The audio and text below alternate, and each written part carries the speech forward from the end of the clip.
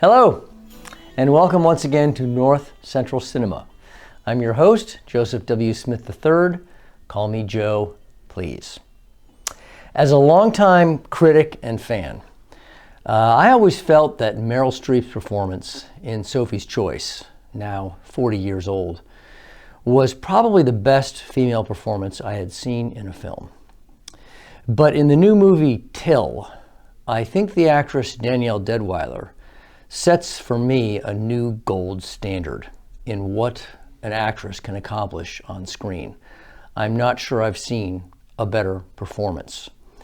She kind of comes out of nowhere. She's done some TV work and some indies. She was in Station 11, but this is surely her breakout role.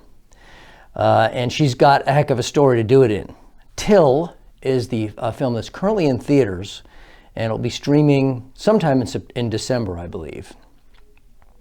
It's the true life story of Emmett Till, the 14-year-old boy from Chicago, black boy from Chicago, who was visiting family in rural Mississippi.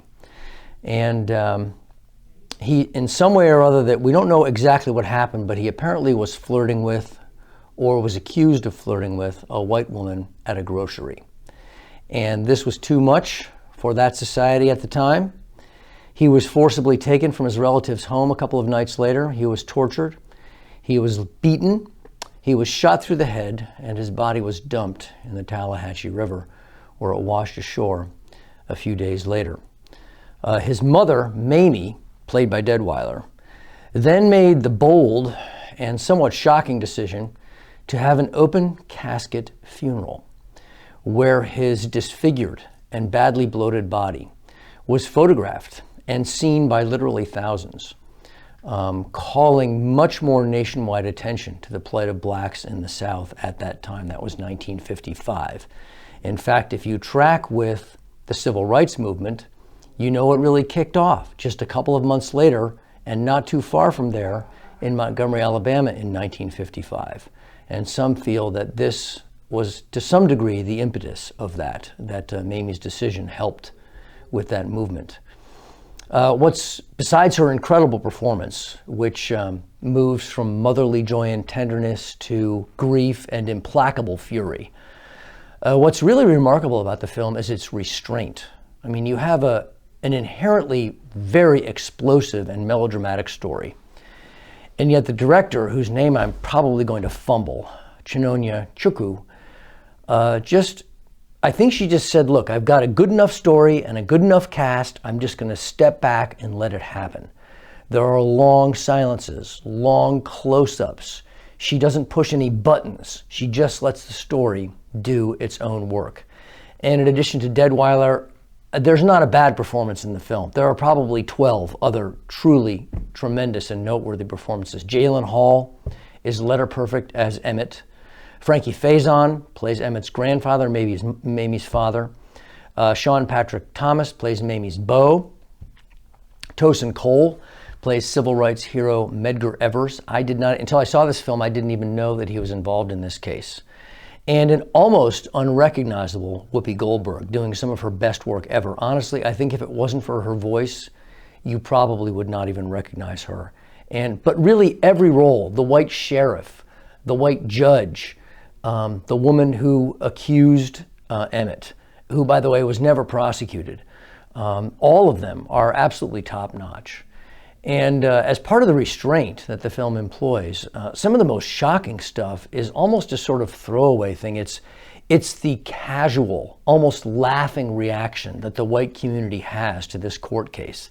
They're sure the white men are going to get, two men were accused and tried for the lynching.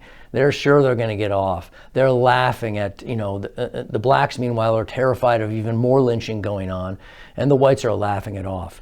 It's a horrific and often very difficult film to watch, although the restraint goes so far that the director does not even show the actual lynching.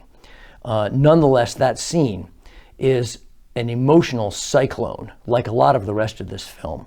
And then part of what's happening here is there's very little closure at the end. If the film seems to have a flaw, it's that after the court case, I think the screenwriters didn't quite know where to go with the story. But then Emmett's mother was left emotionally cast adrift as well. So if we're that way, we're sharing her loss, her horror, her frustration, and we're sharing her sense that there's still a lot of work to be done. I don't pay too much attention to the Academy Awards anymore, but I sure would love it if Deadwyler took the statue this year. And even if she doesn't, this is one for the ages. Now, as we close here, one critic notably pointed out that Till is refreshingly absent of any sense of the white savior stereotype. And I thought that was an interesting take to have on the film. And as a result, in the next North Central Cinema, I think I'll be talking about that a little bit. Some films where it shows up, some films where it doesn't. I hope you'll join us again. I hope in any case that you make an effort to see Till while it's still in theaters, and if not, catch it streaming. Thank you very much for joining us this time around, and I hope to see you again at North Central Cinema.